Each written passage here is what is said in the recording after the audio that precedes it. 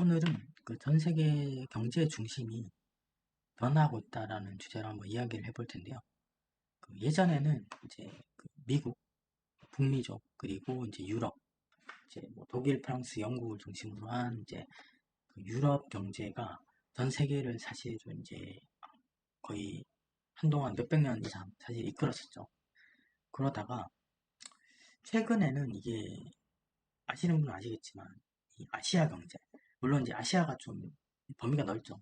물론 동아시아도 있고 뭐 서아시아도 있지만 일단은 전체적인 아시아 경제 규모가 거의 지금 유럽은 물론이고 북미 지역도 이제 훨씬 뛰어넘는 수준으로 커졌습니다. 좀 더 디테일하게 보면 어떻게 보면 이제 그 이 아시아 전체 경제 규모가 이제 아메리카 대륙이죠. 이제 북미와 남미 다 합친 경제 규모랑 이제 거의 똑같거나 조금 더 커졌다 이렇게 볼 수가 있는데 사실 이게 그렇게 오래된 게 아니거든요. 한번 살펴보면 2000년도까지만 해도 사실은 이제 북미랑 유럽의 경제 규모가 아시아 전체보다 훨씬 컸어요. 그러다가 이제 2010년쯤에 와서는 아시아와 유럽이 이제 비슷해집니다. 그리고 당연히 북미가 가장 크고요. 근데 이게 이제 2025년 최근에 와서는 이제 사실 코로나 이후일 거예요. 그 이후로 경제가 많이 바뀌었잖아요. 그러면서 이 아시아가 급등을 하게 되죠. 경제 규모가 굉장히 커집니다. 그러면서 이제 유럽이 경제 규모가 굉장히 이제 축소되는 그런 이제 양상을 보여주고 있는데 한마디로 말하면 기존의 대서양 시대에서 이제는 태평양 시대로 이렇게 바뀌어졌다 이렇게 볼 수가 있죠. 그러니까 기존에는 이렇게 유럽과 북미 간의 이제 경제가 주를 이뤘다면 자 이제는 물론 아직까지 유럽이 경제가 중요하죠.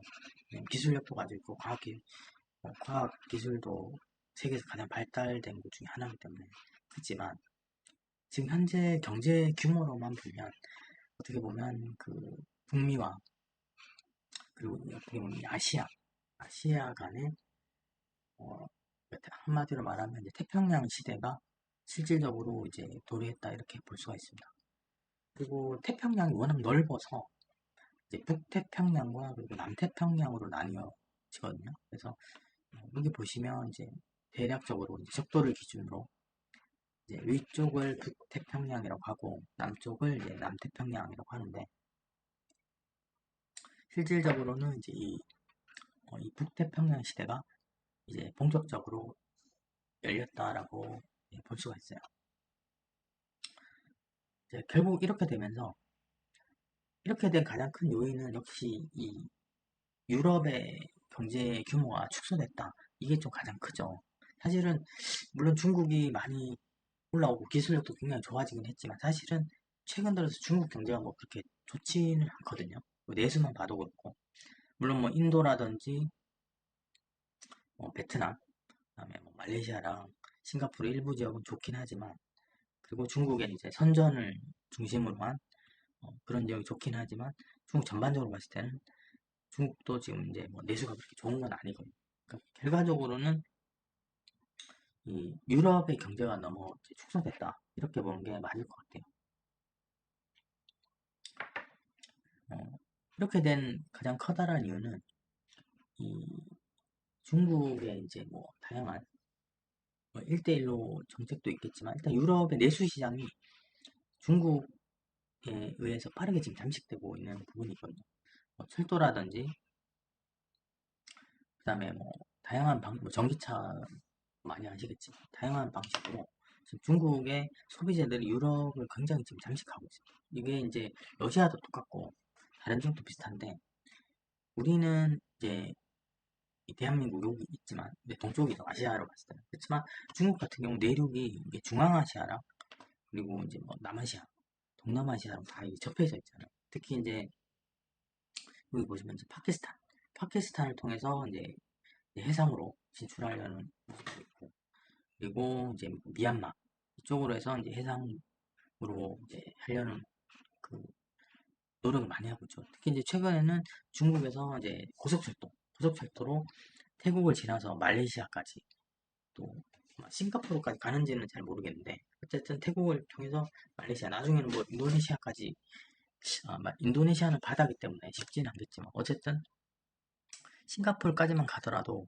어떻게 보면 그 싱가포르에 굉장히 잘 짜여진 해상 교통망 물류 시스템을 이용할 수가 있다는 거거든요. 그럼 중국 입장에서는 굉장히 유리해진 거죠. 어쨌든 이런 여러 가지 그 중요한 통로들을 지금 중국이 계속 진출을 해 있기 때문에 앞으로 이런 부분들을 막기는 쉽지는 않을 거예요. 다만 최근에 어떤 이란과 이제 이스라엘, 그다음 미국 이런 전쟁을 통해서 어떤 그런 좀 변수가 발생할 수는 있을 것 같아요. 그래서 어쨌든 오늘은 이제 크게 결과적으로는 유럽의 입지가 굉장히 축소되면서 자동적으로 이제 아시아와 북미 간의 이제 시장이 본격적으로 열리게 되었습니다. 결과적으로 그럼 이게 이제 어떻게 우리한테 다가올 건지를 한번 보면 일단 지금까지는 지금 우리가 어, 반도체 시장 굉장히 좋죠. 그리고 다른 시장도 좋지만 사실 최근 코로나 이후 또는 2020년도 들어오면서는 소득이 굉장히 좋아지고 그다음에 경제가 굉장히 좋아진 나라들을 보면 사실은 가장 대표적인 게 이제 싱가포르 그리고 말레이시아, 베트남 이런 나라들을 볼 수 있고 최근에는 이제 인도를 빼놓을 수가 없거든요. 그래서 이런 나라들이 최근에 굉장히 이 경제가 좋아요. 예, 경제가 굉장히 좋기 때문에 그 이런 나라들이 굉장히 발달되고 또 아시겠지만 최근에는 이제 대만의 경제가 굉장히 좋죠. 경제 성장률을 봤을 때 우리나라를 훨씬 압도하고 있거든요. 그러니까 어떤 공통점이라고 한다면 그러니까 중국의 남쪽에 있는 이 나라들이 지금 어떻게 보면 유럽이 어느 정도 어, 줄어든 그런 GDP를 이 남쪽 나라들이 지금 굉장히 다 먹고 있는 상황이라고 볼 수가 있습니다. 물론 이게 직접적으로는 아닌 것 같고 그냥 결과적으로 보면 지금 그런 상황이 있는데 사실 유럽의 부분을 이제 이쪽이 다 먹는다고 줄어든 GDP를 이쪽이 높인다라고 보기는 힘들고 미국이랑 뭐 중국 그런 다양한 이쪽이 커지면서 이제 그런 상호작용으로 그런 부분들이 이제 남쪽 나라들한테도 수혜가 가는 것 같아요. 그래서 일단은 지금 현재 보면 그런 아시아가 커지면서 이런 수혜들은 중국 남쪽에 있는 나라들이 굉장히 커졌다 이렇게 볼 수가 있고 반면에 뭐 태국이라든지 그다음에 캄보디아 같이 어떤 그런 IT라든지 제조업 기반이 아무래도 조금 어, 베트남이나 말레이시아 그다음에 뭐 인도네시아에 비해서 완전 뭐 엄청 발달되거나 또 개방되지는 않았다라고 봤을 때 태국이 조금 소외된 것 같고요. 하지만 태국도 이제 노력을 많이 하니까 어떻게 될지 모르죠. 어쨌든 이런 나라들이 이제 지금 동남아시아를 비롯해 인도까지 이런 나라들이 지금 그러니까 어떻게 보면 대만이죠. 대만에서부터 필리핀, 인도네시아, 베트남, 싱가포르, 인도 이런 나라들이 지금 굉장히 경제 성장률이 높다 이렇게 볼 수가 있고 더불어 이제 굉장히 자원 부국인 호주 역시 경제가 나쁘지 않죠. 네, 나쁘지 않습니다. 그래서 이런 나라들이 지금 다 경제가 좋다. 근데 그 원동력은 결과적으로는 이제 유럽과 그리고 북미, 아시아에서 딱 그 중심적인 위치를 차지하고 있다 보니까 그런 이제 양상이 있고, 그리고 중국 역시 이 남쪽으로 지금 진출을 하면서 돈을 엄청 퍼붓고 있거든요. 뭐 좀 전에 말씀드렸듯이 뭐 고속철도라든지 정말 다양한 분야에서 많은 투자를 하고 있기 때문에 그런 부분도 없지는 않는 거죠. 자, 그러면 지금 이렇게 전 세계적으로 그러니까 경제 구조랑 틀이 바뀌고 있는 상황에서 이제 기존에 이제 유럽에서부터 이제 아시아로 바뀌고 있다고 말씀드렸잖아요. 그러면 우리 대한민국은 어떤 이제 위치를 취해야 되는지를 이제 우리가 이제 결정을 해야 되는데 최근에 조금 이 큰 이슈가 있었죠. 바로 이제 이란과 미국, 이스라엘 전쟁인데 이 전쟁으로 인해서 중국이 어떻게 보면 그 유럽으로 좀 더 쉽게 진출하려는 그런 어떤 그런 루트들이 사실 조금 틀어졌죠. 예, 쉽지는 않게 되었어요. 반면에 이게 이제 인도를 통해서 이제 뭐 사우디아라비아랑 이쪽을 통해서 유럽으로 가는 거, 어떻게 보면 인도가 조금 유리해진 그런 상황이 됐거든요. 결과적으로 이렇게 되다 보니까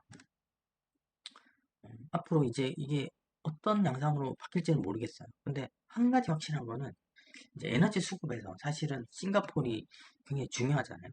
모든 그 해상 물동량이 이제 유럽에서, 그다음에 특히 에너지 쪽은 다 싱가포르 통해서 오는데, 결과적으로 이 중동에서 생산된 원유가 원활하지 못할 수도 있고, 그리고 비용이 올라갈 수도 있기 때문에 이제는 이제 동쪽 경제 교류도 굉장히 이제 북미 쪽에 활발한데, 이제는 뭐 알래스카라든지 그다음 미국, 캐나다의 셰일가스 이런 것들이 이제 한국이나 일본 또는 아마 대만, 심지어 중국까지 들어올 가능성이 있기 때문에, 만약에 이렇게 되면 이제 조금 이게 양상이 바뀌는 거죠. 그렇게 되면 이 틀이 기존의 싱가포르이 누렸던 그런 입지가 어떻게 보면 특히 일본, 한국 그리고 중국만 하더라도 굉장히 크잖아요. 경제 규모가. 거기 대만이랑 뭐 중국이 이제 동남아까지 지금 철도랑 도로가 연결됐기 때문에, 이렇게 되면 그 중심 항구를, 그게 에너지 쪽이죠. 에너지랑 뭐 물동량 다 합치될 텐데, 그런 것들을 이제 이 동해랑 그다음에 또는 서해, 그리고 이제 그 한일 해역 그쪽으로 만약에 이제 루트가 형성이 된다면 대한민국이 또 한 번 입지가 굉장히 좋아질 가능성이 있다, 이렇게 볼 수가 있죠. 근데 지금 말씀드린 거는 뭐 바로 된다 이렇게 말씀드리긴 좀 그렇지만, 물론 굉장히 좀 장기적인 일이겠죠. 앞으로는 좀 한참 좀 몇십 년 이후의 일이긴 하겠지만, 지금 미국이 강력하게 지금 알래스카 쪽을 개발하고 있기 때문에 생각보다 또 쉽게 이런 에너지 수급이 가능할 수도 있고, 또 앞으로는 이제 우리나라가 발전을 해야 되는데, 이런 시점에서 어, 전반적인 좀 틀을 한번 우리도 바꿔야 된다라고 보여지거든요. 그래서 이런 점에서 이제 앞으로 할 일이 굉장히 많을 것 같아요. 그래서 오늘은 여기까지 하고, 다음 시간에도 한번 그런 부분들에 대한 이야기를 해보겠습니다. 오늘은 여기까지 하겠습니다. 감사합니다.